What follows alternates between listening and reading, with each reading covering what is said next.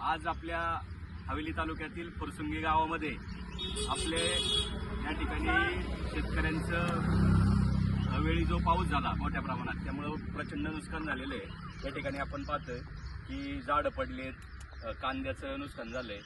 आपल्या सर्कल अधिकारी सोनवणे भाऊसाहेब, त्याचप्रमाणे आपले फुरसुंगीचे तलाठी भाऊसाहेब हरकळ भाऊसाहेब हे या ठिकाणी प्रत्यक्ष शेतकऱ्यांच्या बांधावर जाऊन या ठिकाणी पंचनामे करतायत।